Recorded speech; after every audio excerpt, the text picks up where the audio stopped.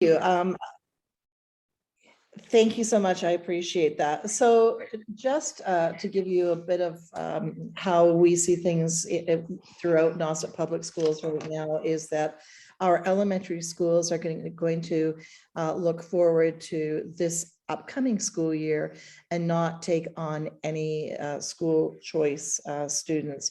Our regional school district, that being the middle and the high school, will take in several school choice students where we've got the ability and the room to do it. Right now, Wellfleet has 2 school choice students in that you've accepted previously. We would recommend, of course, that you continue on with those 2 students, but we would recommend that you not take any additional students at this time. And I don't know if Principal Rodman would like to make a statement at all on that front, but that would be certainly my recommendation. Principal Rodman, do you have anything to offer beyond that?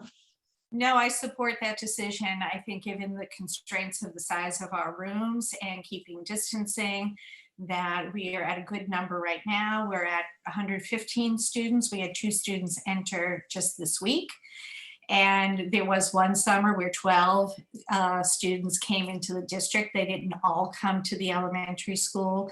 So sometimes you get these bumps in population, and I just get a little fearful if we can't keep social distance, because I think that COVID is here to stay in some shape or form. So I'm comfortable with the numbers that we have. We have 20 students that will be graduating, and we're anticipating 13 or 14 kindergartners coming in. So I think that's a nice number. Thank you. So then hearing Principal Rodman, she and I are aligned with our thinking at this point in time. So that would be our recommendation to the committee. Thank you. And although we do not need to take a vote at this point, I would like to entertain any questions or comments from anyone from the committee at this point. Liberty?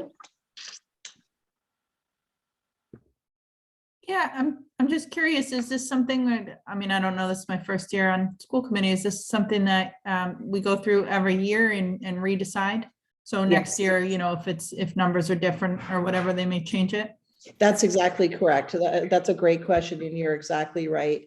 And I think each school district looks at school choice a little bit differently. And so I think in our case, having basically the 5 districts allows each of you the autonomy to do what you want to do within each of your districts. But as a rule of thumb right now, as we look across Nauset Public Schools, elementary schools, you are the only elementary school right now that even has a school choice child in it. Mary Beth? The other thing that I wanted to note as well is that when we first welcomed school choice kiddos in, they are currently in grade 3, and there weren't as many kiddos in that class. So when they were in kindergarten coming into grade 1, the class size was smaller. That class size, you know, talk about sometimes we have these bubbles of population, it grew. So now we're at 24. So those are the oddities that happen, and that's just why I get a little fearful, because people sometimes move into the district, and with COVID, a lot of people have moved into the district, and that's why our numbers are higher this year than they had in quite some time. If I could just make an additional comment through the chair. The other thing to know is once you take a school choice student in, basically the district owns them for the rest of their school career, which is one of the reasons why you will see more school choice generally come in at grades 6, 7, 8, 9 in that area there, as opposed to having the children come in at pre-K, K1, whatever you decide, and then you have those children for those, you know, those 12 or 13 years. So it's often more common to see them at coming in at the grade 6 level and or more so at the grade 9 level. Thank you. And Joan? Do you then have an obligation to the siblings also? No, not necessarily so, but it's a good point, because there is law on the books that does give some, I don't know what the best word is to use here, a little bit more favoritism, perhaps, although that's not the best word to use, but there is a piece in there about siblings. So you're right. But just because you take one child doesn't mean that you must take the siblings. Thank you. These are great questions. Laura? I mean, do we know of kids, because I do know, some with the COVID thing are moving back to where they came from. And I don't know, I guess the thought of turning down kids, I mean, I understand the logic, but it also like scares me because the population can get lower quickly, especially if kids are moving. Do you know of situations where we are going to lose some kids? No. Certainly, I don't know of any right now. Yeah. Okay. In fact, I would tend to agree with Principal Rodman. The regional district inside of this last year, we actually had 27 additional students move in, which is a real anomaly. Like, you haven't seen that before. And so, and one of the things that we're seeing is children moving in with grandparents, or what, that's the kind of thing that we're seeing right now in terms of students coming in. And to Principal Rodman's point as well, I think that she highlighted something too, that because you never know how your student population will go, like all of a sudden you just might have an influx into your community of K or 1 or 2. Generally, by the time you get to that grade 6, 7, 8, your numbers have kind of plateaued off, and you kind of know what your numbers are dealing with. At the elementary, you still generally have a lot of parents moving around looking to settle and whatnot. So your numbers can go any which way in your classes at any point in time. And so I think that that's also probably a reason why you want to be cautious with school choice, because school choice is bringing in kids from not your district, right? So it's bringing it in from, I don't know, let's say Monomoy or DY or wherever are coming, they are asking to come into the district. And of course, it's controversial on the other hand too, because the receiving district receives basically $5,000, I think, Gio, around that ballpark, per school choice student that comes in. And of course, the controversy is always, well, doesn't it cost more to educate a student than the 5,000? And so there's always that pull and tug. So you always want to make sure that your children who are in the area are looked after first. School choice is really that. It's special cases where students are looking at saying, well, I'd really like to choice into Neshoba. So you want to make sure that, your children of Wellfleet, Orleans, Brewster, and Eastham are all taken care of first. And then if you've got some room, you can take your school choice in thereafter. Thank you. Are there any other questions or comments? Okay, then I think I can entertain a motion to move out of the public hearing. Jill Putnam, so moved. Thank you, Jill. Could I have a second, please? Liberty second. Thanks, Liberty. Okay, all those in favor? All set. And I think we can move on to our reports, and I'll start with the chair report. Some of it's going to be a bit ad-libbed because of some late breaking news, but I'll start with what I have prepared. Oh no, this keeps happening. Can you guys see me? Yes. Yeah. Okay, I disappear. The whole screen disappears with I'm touching something I'm not supposed to touch. Okay. Good evening and welcome. First of all, I'd like to acknowledge Mary Beth Rodman, Giovanna Venditti, and Brooke Clenchey for their excellent budget presentations to the Wellfleet Select Board on March 22nd. I would also like to thank them for the incredible amount of work that went into preparing the Wellfleet Elementary School and the regional budgets this year. Given the complexity of the system and the issues around our finances here in Wellfleet, it is extremely gratifying to have these three bright and capable women working for us. On March 29th, Dr. Millen hosted a chairs meeting to discuss the possibility of an orientation for school committee members around the work of diversity, equity, and inclusion. And it will be part of an ongoing effort to actually implement our commitment to DEI in the Nauset Public Schools. The program itself is called Belonging to a Culture of Dignity, and its purpose is to create a shared commitment to a climate of belonging and a culture of dignity throughout our school system. The purpose of the school committee component, which will be the first of 3 components, is to develop a shared language and understanding and to garner school committee support for this approach. The plan is to then incorporate a district leadership institute to develop a shared language and understanding and to create a vision for strategic implementation. Finally, staff and faculty will work on processes that lead to practices and policies honoring dignity and nurturing belonging. The proposal was submitted by Dignity Consulting, and we're looking for a September or October timeframe to begin our work. More details to follow. We look forward to coupling awareness with action. And thank you, Dr. Millen. If I think it's okay, is it okay, Dr. Millen, for me to send the email that you sent to the chairs out to the membership at this point? Sure, that's fine. We're just Okay. trying to collect some dates, so that'd be great. That'd be great. Okay, good. I will send a copy of the proposal out to all of you, hopefully before the end of the day tomorrow, maybe before the end of the day today. In addition to that, I just wanted to share that on Friday, I don't know if you all received this or not. We have it's kind of like a legislative breakfast, but it's a day on Capitol Hill. Did you receive an email about that?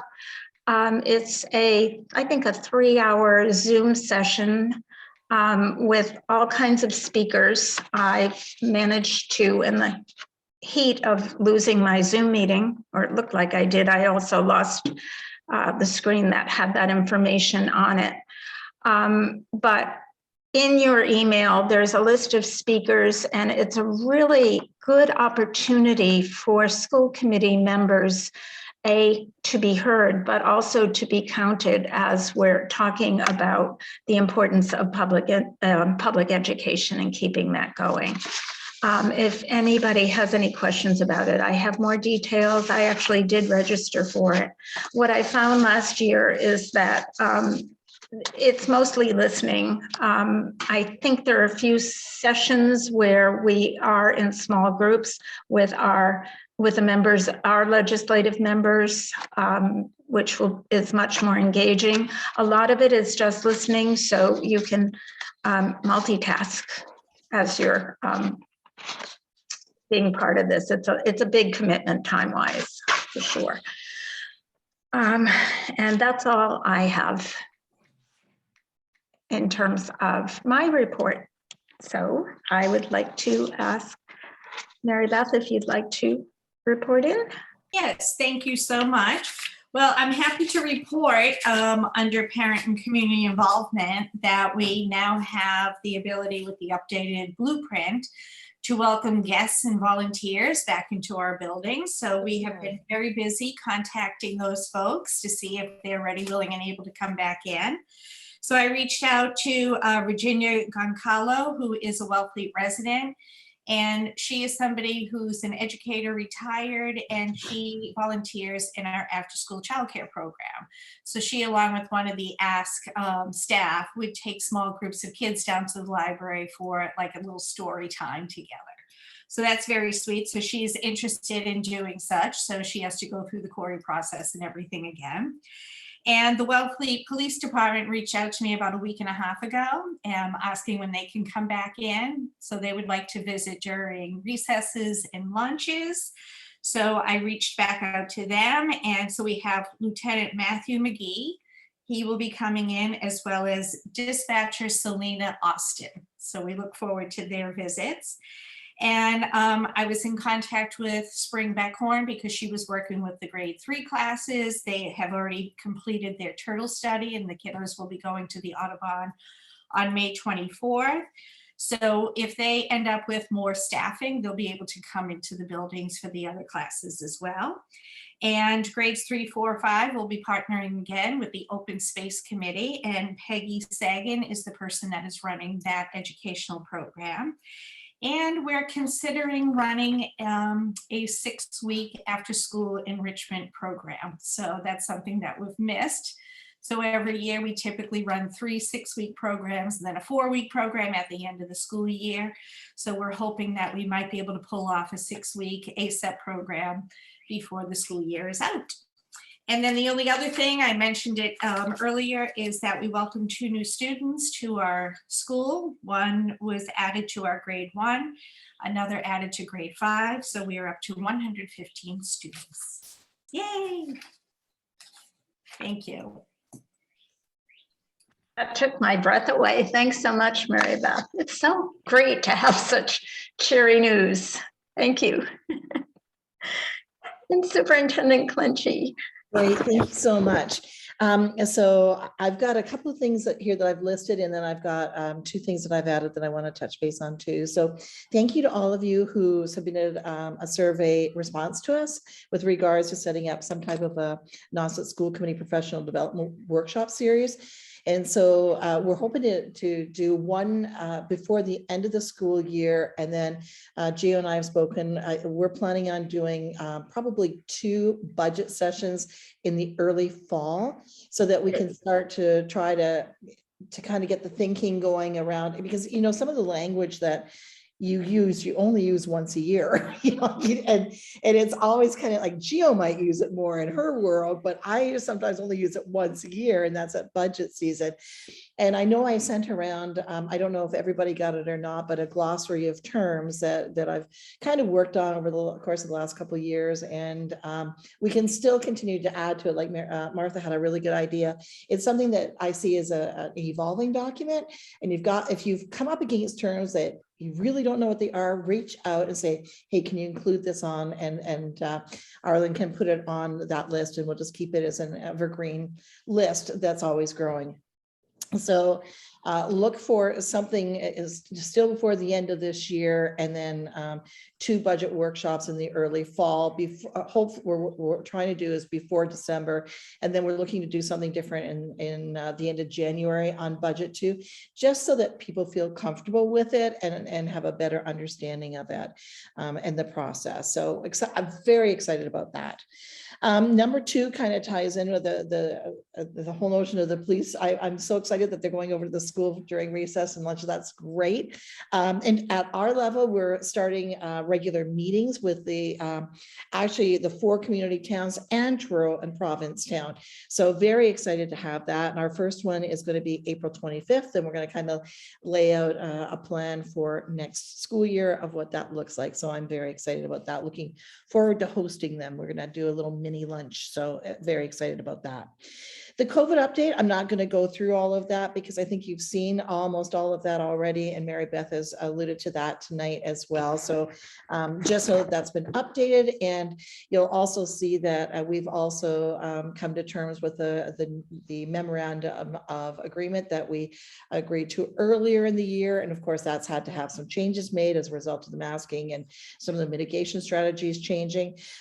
So we've come to terms with that, and you'll see that I'll bring that before the joint committee for approval at our next meeting. As well, our blueprint has changed, of course, and that was our first document that we had out in the first part of the year, and it's just reflecting all the new guidance. That's all it is. So there's nothing controversial or excitingly different. It just is aligning everything so that everything's all aligned.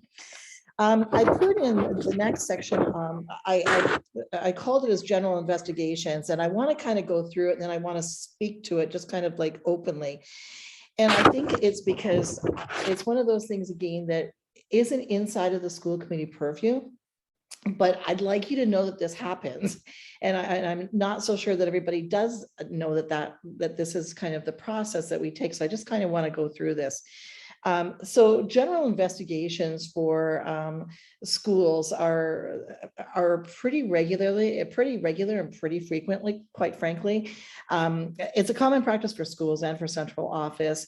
And we often find ourselves as administrators in a position to conduct an investigation that either concerns students and or staff. So I'm just going to read the next little section, then I will speak to it. So under Chapter 71 of the Massachusetts General Law, the superintendent, principals, and other administrators of, in our case, the Nauset Public Schools, are charged with the operation and management of the school district and the schools within it, which is common sense. We all know that. So consistent with Mass Ed Reform Act of 1993, these operational administrative duties are separate from, but complement the budgetary, curricular, and policy-making authority of school committees. Our administrators have a number of day-to-day responsibilities, including management of students and personnel, providing educational administrative leadership, and generally implementing the policies adopted by the school committee and the laws that are applicable to all public schools. So with respect to personnel and student issues, we deal with these on a daily basis. And our response to any issues are tailored to those specific circumstances. So whether it's a staff member, for example, would be dramatically different than if you were dealing somebody at the grade 2 level or somebody at the grade 10 level or 12 level. It's all going to be different. Whenever we receive information about a potential issue concerning a student employee, we conduct an investigation into the issue that's tailored to those circumstances. If the issue can be resolved with a simple conversation, then obviously that's the first approach we take. Or circumstances warrant may appoint an investigator to interview witness, compile evidence, and prepare a formal report. And we've had a number of those this year in the district as well, although not at Wellfleet, but I'm talking just in generalities here. In a public school like ours, students and personnel issues almost always involve a complex web, and I really want to stress this, a complex web of applicable laws ranging from education to employment to privacy laws. So we often consult with our legal counsel to determine the appropriate course of action. Sometimes if it's a simple situation, we don't bring in legal counsel, but if we can see that it's going down a road that's going to be a bit more complicated, we always involve legal counsel, and they help to guide us the rest of the way.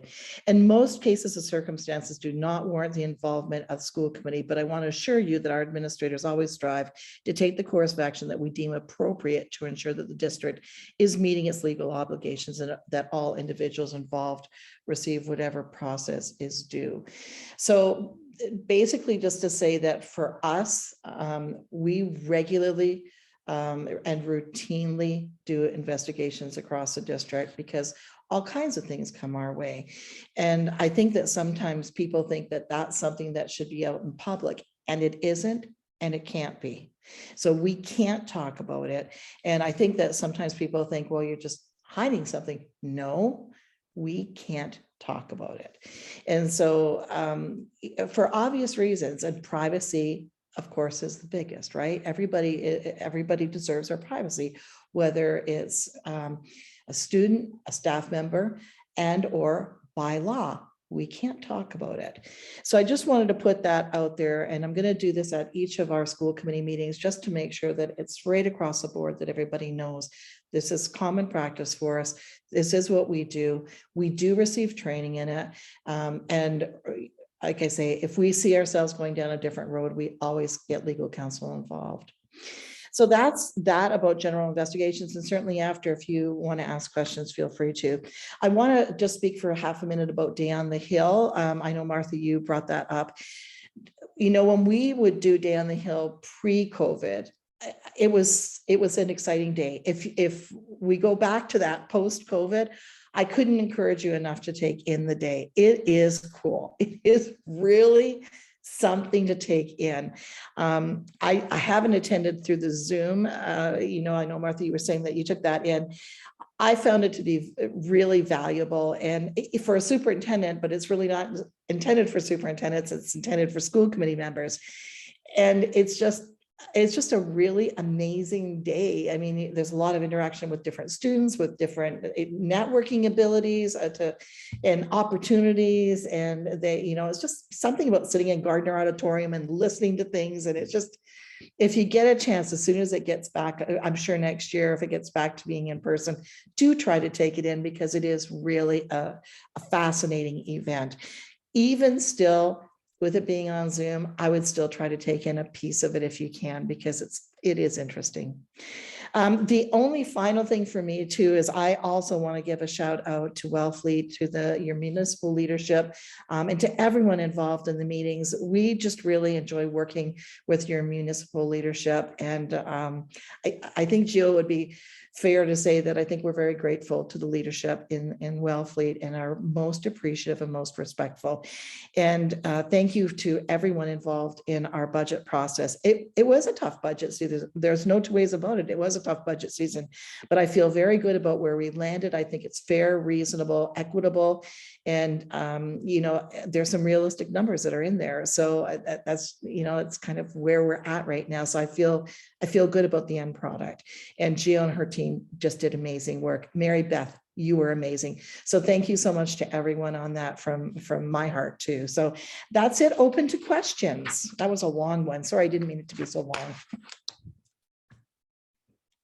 No questions? Awesome.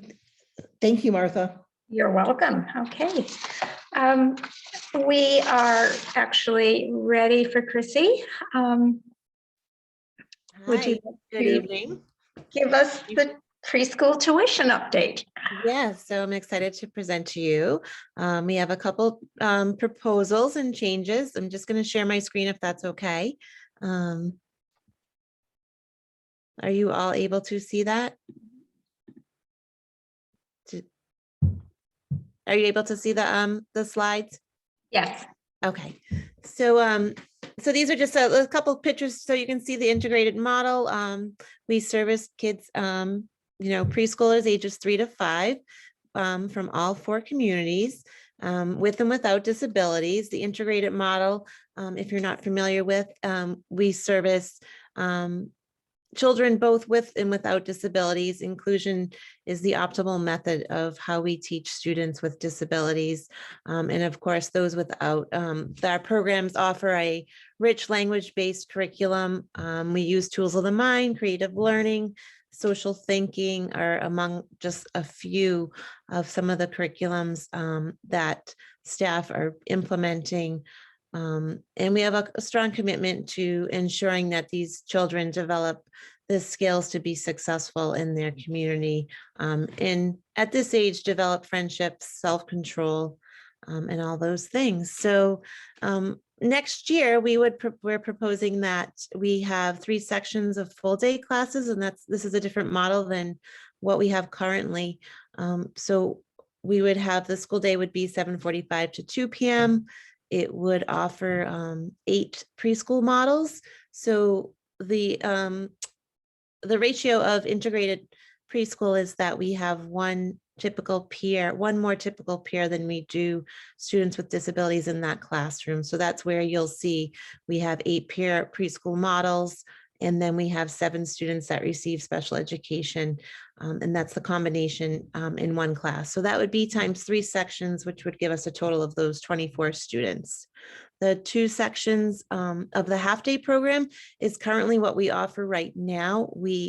I had sent a survey out to the community, and we had a huge response to increase hours and days of the week. So we would still keep 2 sections of the half-day classes, which are 2 days, 2.5 hours a day, 7:45 to 10:15, and then 11:30 to 2 p.m. And again, similar ratios, 8 peer preschool models in each class, and 7 students with special needs.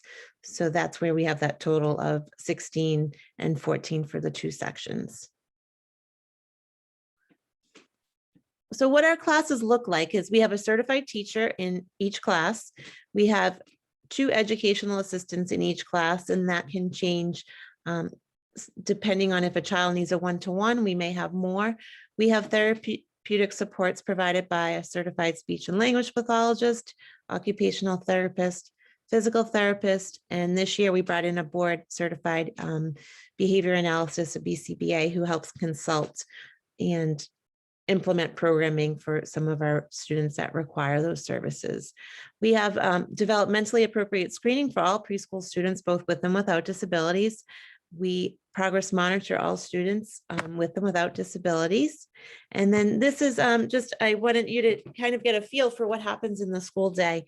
So Tools of the Mind is is the main curriculum that we use. As you can see, this is a doctor's office. The kids create the props themselves and all students participate. That's modified for those with disabilities that might have varying needs.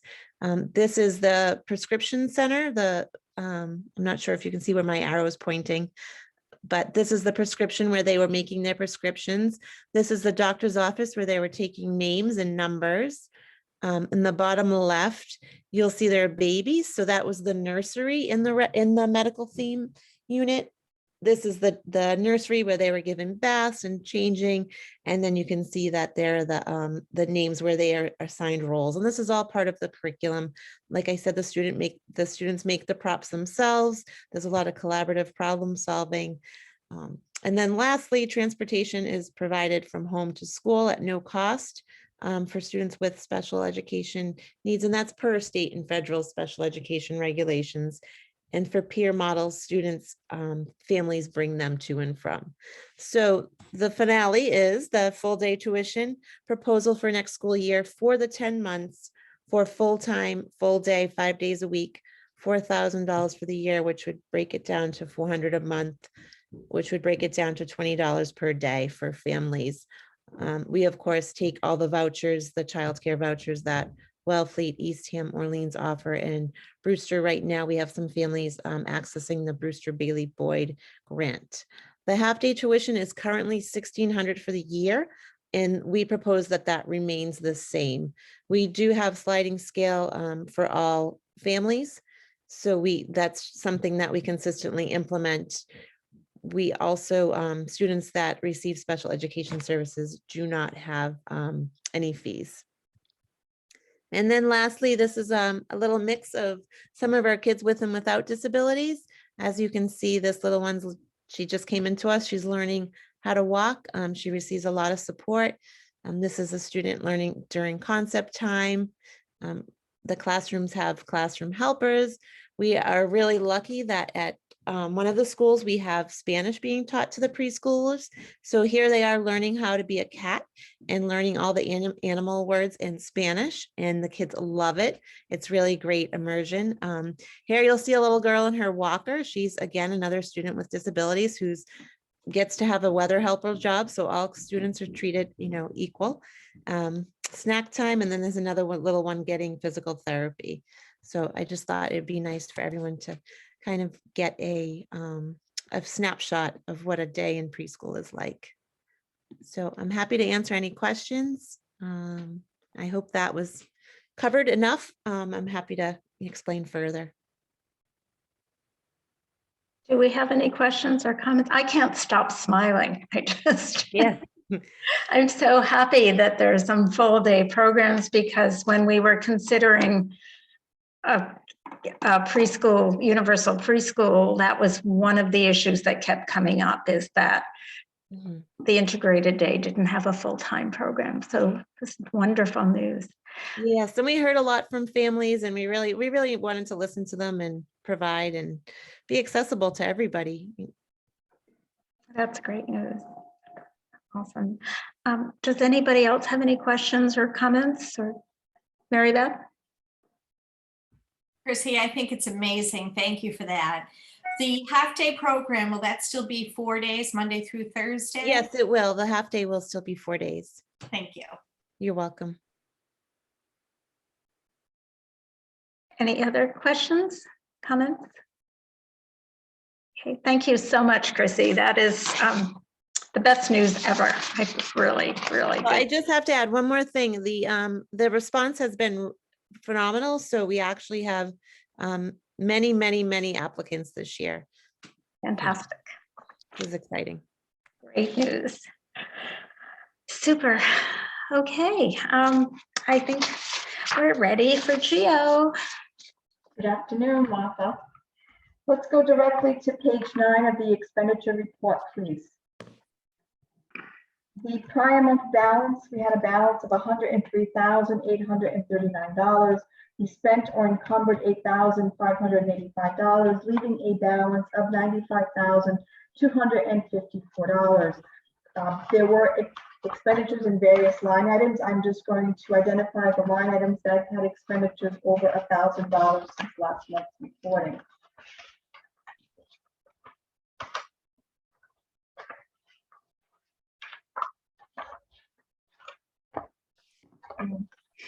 Starting on page 4 of the report, towards the middle of the page, line item 4032, supplies, computers, and devices. We spent or encumbered $1,104 since last month's reporting, and that's all based on need. Moving on to page 8, please. Towards the middle of the page, line item 4055, contracted services buildings. We spent or encumbered $1,395, and that's for various elevator services repairs. Also on that page, towards the bottom, 4056, contracted services equipment. We encumbered $1,565 since last month's reporting, and that is due for the inspection to the gym bleachers. The next line item, 4058, contracted services extraordinary maintenance. We had some repairs to the basin for $1,999 since last month's reporting. And that is my report. Are there any questions on the contents of the expenditure report?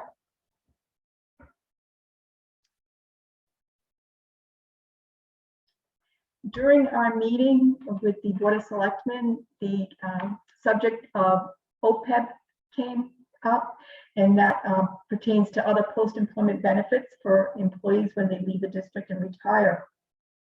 The OPEB that the chair was referring to, the town has their own OPEB valuation report that covers the town employees and the Wellfleet Elementary School under their OPEB valuation. The region has their own. We're our own separate entity, and that covers all region employees at the high school, the middle school, and central office. The district has been participating in an OPEB plan, making contributions to it since fiscal 17. At that point, we were putting in a small amount, 1% of the retirees' health insurance costs, as well as the regular employees of the district. But since fiscal 17, we are contributing a larger amount on the region to the tune of $450,000 that's been earmarked since fiscal 20.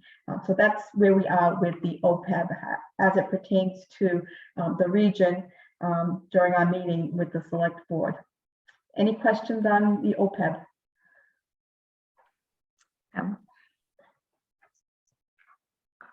Yes, Superintendent Clenchey. Thank you. I actually have a question probably for both Gio and Chrissy right now, as just to go back. So I have no questions on OPEB. I think I'm very clear on OPEB. Thank you, Gio. You did a nice job. Thank you. Chrissy and Gio, do you need a vote from the committee on the tuition? Because I would say that normally that's what happens, but I don't know what you are used to doing within NOSET. Typically, we would have a presentation like this at the joint school committee meeting, and then at that time, the entire body, the 4 elementary schools would vote on increasing the rates at that time after a presentation similar to what Chrissy presented tonight. Okay, thank you. Then we'll put it on. I'll make sure that we put it on Arlen. Arlen can make sure that she puts it on the joint committee meeting then. Thank you. Thank you, Chrissy. You did a great job, by the way, tonight, Chrissy. Thank you very much. Thanks, Gio, for that clarification. And I do know we will be presenting at every school committee as well. Great. Thank you.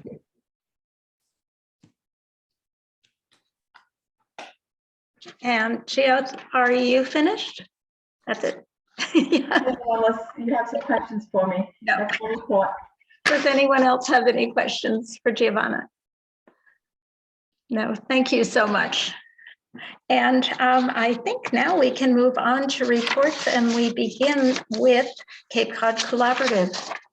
Jill. There was a meeting on March 9th, and there's a meeting tomorrow. We learned that the DESE annual report review was all good and all compliant.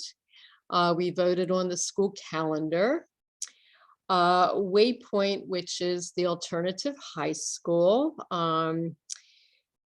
They've been emphasizing kindness and teamwork, and there's a quote every day, and that appears to be working well. All kinds of calming things going on, and listening to music, and even weighted blankets. But definitely this day and age, whatever tools we can have in the toolbox. More children than ever in the STAR program, more than last year. Interesting with the move to Yarmouth, South Yarmouth to be exact, from where the programs are now. It was a concern that some staff would not want to drive so far to the new location, but the staff is so bonded and care so much and are happy in this extended family, if you will, the collaborative, that 95% of the staff wants to return. Some people are driving from off Cape. So near the bridge, work, but a lot of people are willing to drive.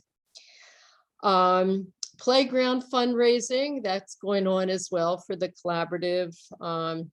This sounds like a lot of fun. Apparently on the staff, there's a musician who's been in all kinds of musicals and plays in the various theaters here, and the collaborative is lucky to have him, but he enjoys being the collaborative. He's putting together some fundraising event with musical bingo to raise money for the playground. I wish it wasn't so far, because I would be interested in going. I believe it's going to be in Katuitt or something like that. Transportation continues to be a challenge for all the obvious reasons we've already gone over, COVID, aging out for a lot of the drivers. However, there is a core group that is sticking with the transportation, and apparently the feedback that's been given to Paul, the executive director, is that the board and the collaborative give them a lot of respect. We had voted on this little extra stipend when there was this very challenging snowstorm where people came in on a Sunday to clean the tops of the buses and whatnot.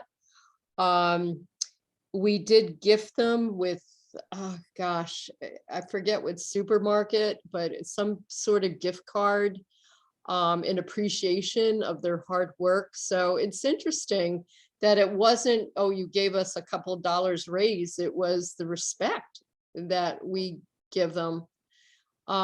Whatever, but again, transportation drivers, that is a challenge. The collaborative is also working on regional approaches to mental health. Strategic planning is going to be coming up, where hoping that a lot more stakeholders will be participating in this. And the nature of the collaborative, there's salary schedules, but they're not unionized. So we are working with non-union personnel, of course. That's part of the uniqueness of the collaborative. So those are the highlights, and I know we have a really big agenda for tomorrow. So stay tuned next month, a lot. Thank you, Jill. We'll have You're that welcome. forward to for sure. And PTA liaison, why do I say that in French? It's one of those French words. There was a PTA meeting yesterday, which I attended over FaceTime. I guess they were having different tech issues, so we all sort of FaceTimed in with different members. So I may go in person next time, because the tech can be a little challenging.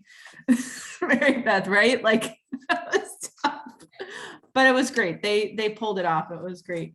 So the main things that they have going on is that Westfest is on. So they're excited about that. That's Memorial Day weekend. They're in the process of gathering up funding and asking businesses to sponsor. The end of the year bonfire is on, which is great. That's one of my favorite days. That's the last day of school, which I guess is the 30th. It's ridiculous. It's almost 4th of July weekend. And then they're doing a staff appreciation, and I think they're saying that they're going to do a dinner this year for staff appreciation. Mary Beth, you might have caught that more than I did, something July or June 3rd. There's going to Right. be something, yes. It will be something. June 3rd, yes. Yeah. And that's all I got. So I will go in person next time and maybe I'll have more for you. Thank you, Liberty. Question from Joan? Does the committee come to that staff appreciation to appreciate the teachers? Or is that not a I'm tradition? not sure about that. Mary Beth, do you know, did they traditionally do that? Well, last year was the first time that they did that, so we can certainly ask. I don't want to impose on it, but I'm I happy do to want to ask them. appreciate them. Yes. You know, it could be something we write and is read during the appreciation dinner or whatever, but some way that as a committee, we say thank you to them. We could perform. No, you could perform, not me. Jill, did you have a comment or a question? Well, it doesn't seem to be clear dinner what that's going to morph into, but I can speak to in the past, in the faculty room, there's been a lunch, if you will, and a breakfast where various people would have food for staff. So depending upon their schedule, they could come in and, you know, have breakfast, have lunch. In the past, if the event is similar to that, school committee people could attend and say hi and thank you, you know, and be in there, but it sounds like the format's going to be different. You know what, I'll reach out to them and get details for you. I think that they were just putting out sort of like a save the date for Friday, July 3rd. And I don't know that they, you know, were quite specific. And Mary Beth, are they still going to do the breakfast and lunch too? I didn't catch that. No, and Okay. just a correction, it's June 3rd. It's a Friday. 3rd, Happens right. to be our parade day as well. Right. So, yes. I think we did a lunch on the last day of school last year. Was that us? Yeah, I was there, I remember. And it was, people were so, you know, it was very hard. Everybody was very busy. I remember from teaching the last day of school, you just want to, you know, put things away and get organized and all of that. So people sort of came in and grabbed their lunches and left, and everybody was very appreciative, but it certainly was not a big social thing for anybody. It was more convenient to have lunches. Jill? Depending upon the format, I'm just going to throw an idea out. And again, I do better for things to simmer than like quick thinking and quick ideas. But I have a quick idea. Depending upon the format and whatnot, you know, maybe we could get, I mean, even Stop and Shop, you know, a bunch of roses, and each teacher can pick a rose out of the vase, you know, something simple and sweet. And we could have a note, take a rose, we love you, appreciate you, with gratitude, school committee, you know, something simple maybe that.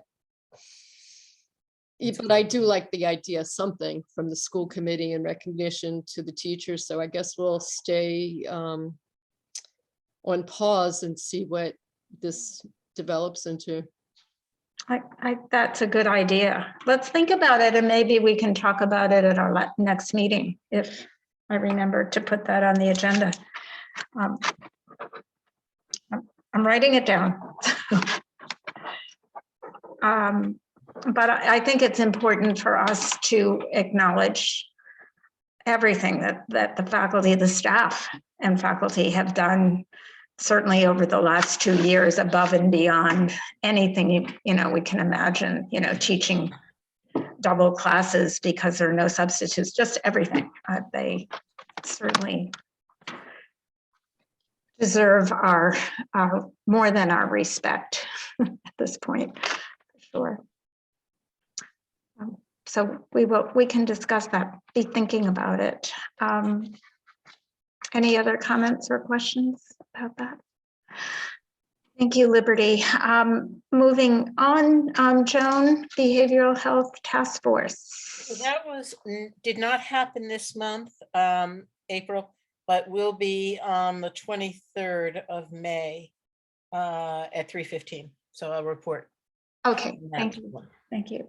And strategic planning did not meet. Public Policy Committee met yesterday. And we went over policy ACAB, which is the sexual harassment policy. We reviewed, we spent most of our meeting on that one policy. The attorneys had submitted many recommendations.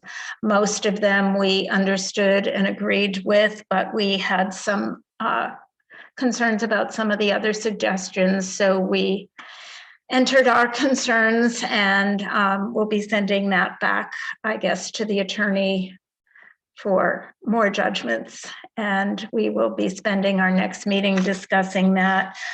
We also looked at the policy AC, which I believe is just the harassment policy.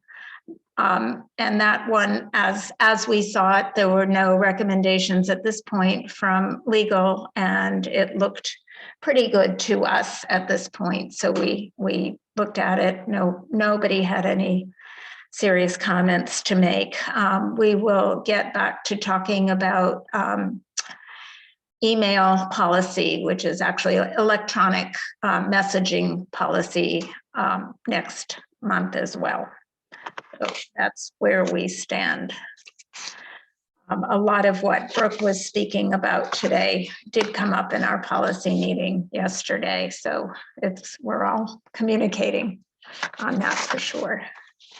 And we are left now with school council report, and that is Joan, I believe. So I want to thank Martha for assigning me to that. It is a lovely committee. Yes. I'm happy to be on it. And there's a lot of good things happening. Please, Mary Beth, if I'm wrong about something, correct me. The iReady has started already. Is that right? So iReady, we have it both for ELA and math. And math, right? They have a pilot program that we're trying this year that is personalized instruction. On the computer? Yes. Yes, okay. So it's an intervention piece that can be done independently. So it doesn't take away from instructional time with the teacher. So it's another opportunity when they're broken up into centers to have Okay, that yeah. as one of the centers that they go to, and it's personalized to that individual student. Thank you. You're welcome. MCAS has started. Yes. I don't see any children running down the streets. No, So just the principal. just the principal. Better you than the kids, I think. Let's see. There is the playground installation going to be July and August with all sorts of events happening around it. And it's exciting. The art show will be virtual this year. There'll be a spring concert. There'll be an art night from 5 to 6, I think on June 16th also, right? That is our all school spring concert. All school spring concert. And there is a theme parade on June 3rd. Pollinator Palooza, thank you. Hamlet Circus performance will be June 7th, and they will be giving one scholarship, which is very cool. There will be a field day, which is so much better in person than when we had it during the pandemic, which was bizarre. To have a field day virtually was in everybody's backyard or hallway was interesting to watch. There's Flag Day, the egg drop with the Comcast bucket, and there will be a 5th grade graduation. So there's a lot of things are being brought back on again, which is exciting. our next meeting is May 23rd at 2:15. Questions, anyone? Excellent. Excellent. This has been such a delightful meeting. Everybody has so many Lots of positives. to talk about. Fantastic. And the DEI task force, that is either Laura or Liberty or both, or Robin. That's Um, Laura. I didn't make it to Yeah, that it's one. me. Now I'm what last and yeah, it was a long time ago, I feel like, with a vacation in between. So yeah, I mean, I think the big thing we're getting still to know people on the committee. And we were developing a vision statement and for our subcommittee as well as for the whole. So that was the big part that I got, but I think Dr. Millen can speak a whole lot more than I can to it. I'm happy to do that, Laura. Thank you. So yes, we are finally kind of coalesced into a vision statement as a whole. And then the subcommittees, they have three steering committees that fall under the headings of the strategic plan. So there is a facilitator that I met with this week to lead those smaller groups where they'll create their own vision statement as to what they see under those elements of the strategic plan. And then those teams will go to work and collect data over the next couple of months and maybe into early next year to see if the vision is a reality in our schools. And if it is, great. If it's not, what are we going to do about it? So it connects very much to the work that the Dr. Crownapple and Dr. Cobb, who are the dignity and belonging consultants that Martha spoke about, will help us then drill down all the way into the buildings and into our community as a whole as to the work we have to do to make this a vision.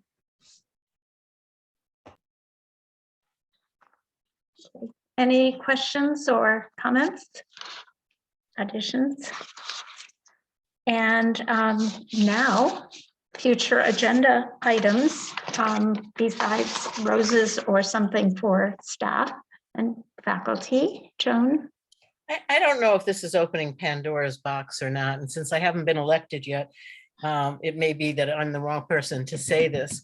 But many towns have 5-year plans that go out 5 years. And Wellfleet doesn't seem to have that.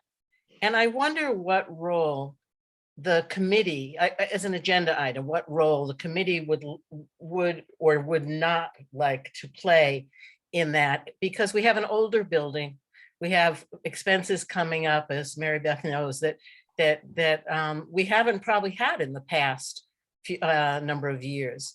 And I don't see that kind of discussion happens on the town level. So I'm just curious about that and whether it would be an appropriate discussion for us to have and get in front of it. I think the only thing we have in our town in terms of a 5-year plan or a 10-year plan is the capital budget plan. I don't know of any kind of strategic plan like the one we have at Nauset, or the one, I think, Joan, you and I were talking about that. Yes, was that yesterday? That it was on the street. On the street. Word on the street was, we were talking about Brewster having a strategic plan or a 5-year plan, and neither of us knew whether or not there's one here in Wellfleet. I don't know. Jill, you might be a good person to ask. Do you know anything about that? You've been here longer than many of us. Well, as you said, there's the capital plan, but, there's been such chaos and so many transitions at town hall. I think it's an interesting idea, but right now I'm not so sure the timing would be ideal, for considering what's going on at town hall right now and all the transitions. Yeah, we can talk about it. Joan, was your question, thanks, Jill. That's good points for sure. Was your question or your issue the thing that you'd like to have on the agenda the fact that we don't have one, or if there is some sort of plan to have a plan, how involved should our school committee be? I think the second. Yeah. And guided by Mary Beth. I mean, whether, because you have all the information, and whether it would be helpful or not to the school going forward 5 years or not would be interesting to me. You're talking about the whole town, not just the elementary school, right? No, but yes, I'm talking about the whole town, but if we wanted to get in front of something, if it doesn't exist, we could have discussions about it, preliminarily. I don't know. Mary Beth. So just for my clarity, is it structurally about the building and the grounds, those types of things, and infrastructure? That's what I was thinking. So when we did it last time, it was in 2015, and that was through Habib and Associates, the architects. And so they were able to do sort of an audit of all of our buildings.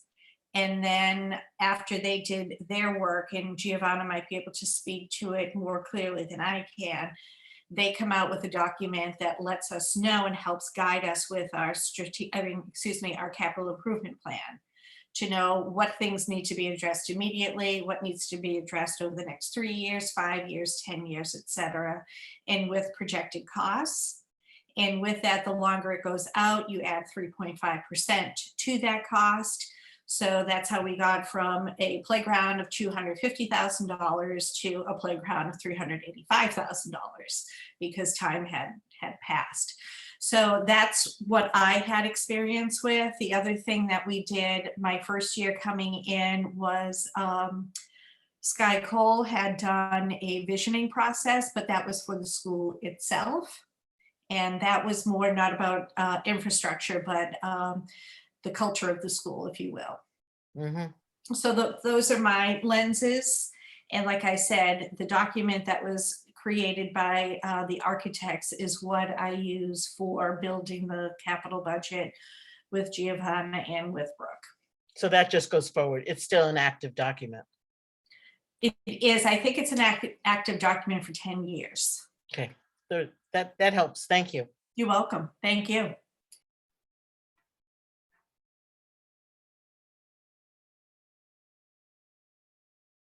Martha, you're muted.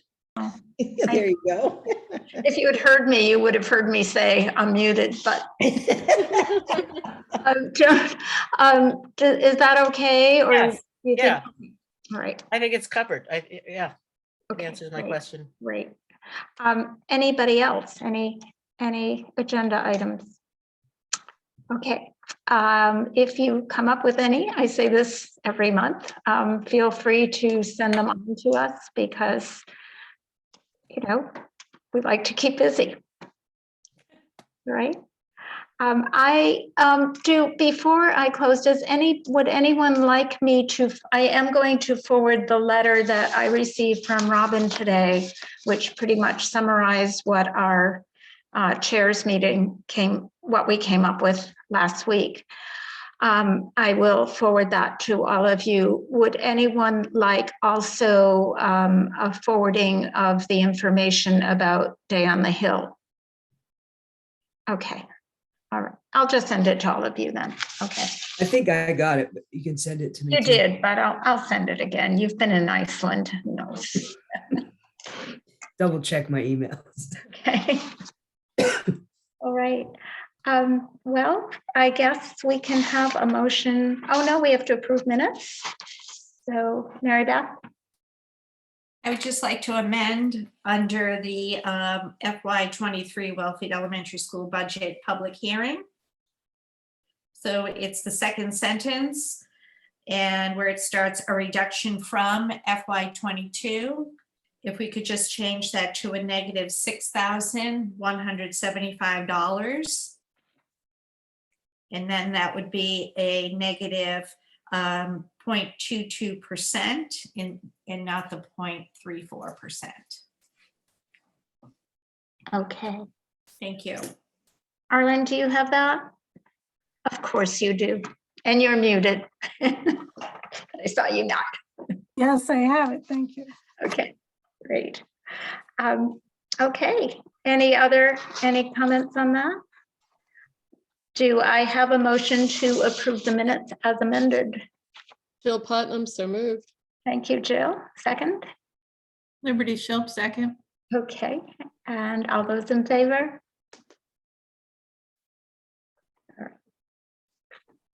And a motion to adjourn. Jill Putnam, so moved. Thank you. Second? Second. Thank you. That was Laura. And we don't have to vote, do we? Vote, wave, goodbye. Okay. Take care, everybody. Stay healthy. Good night, everyone. Thank you. Bye. Thank you. Have a great night. You too. Bye-bye. Bye.